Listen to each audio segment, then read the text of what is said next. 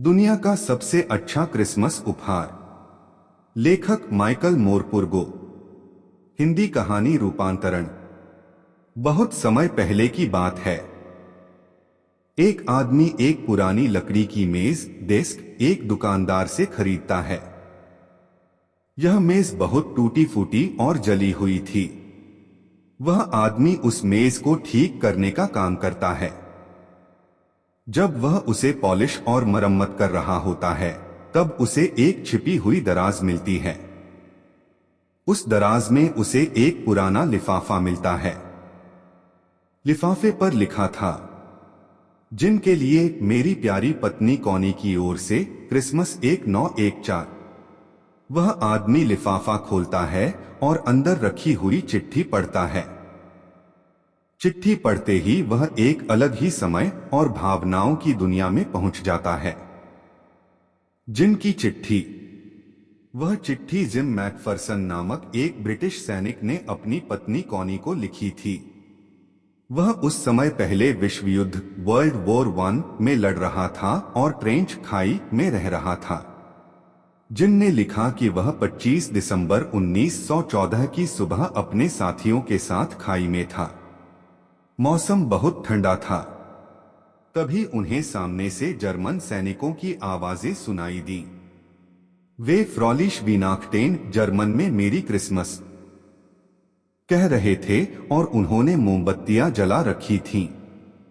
थोड़ी ही देर में जर्मन सैनिक खाई से बाहर आए और नोमैन्स लैंड में पहुंच गए। उन्होंने शांति का प्रस्ताव दिया। ब्रिटिश सैनिक भी बाहर आए। दुश्मन सैनिकों ने हाथ मिलाया, बातचीत की, खाने का सामान बांटा और एक दूसरे को क्रिसमस की बधाई दी। उन्होंने साथ मिलकर गाने गाए, फुटबॉल खेला और कुछ समय के लिए ऐसा लगा जैसे युद्ध नाम की कोई चीज है ही नहीं। जिन के विचार। जिन ने लिखा, कॉनी, आज मुझे लगा कि युद्ध की जगह अगर शांति हो तो दुनिया कितनी सुंदर होगी।